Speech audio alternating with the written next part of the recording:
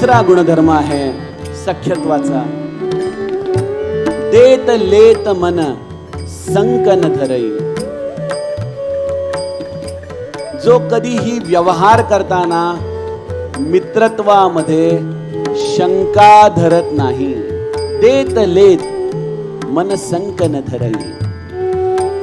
आणि जेव्हा जेव्हा तुम्हाला गरज आहे तेव्हा तेव्हा बल अनुमान सदा हित करई. जेवढं काही त्याच्याकडे शक्ती आहे, जेवढी बुद्धी आहे, त्या सगळ्यांनी जो केवळ तुमचं हितच करावं यासाठी प्रयत्नशील आहे तो मित्र.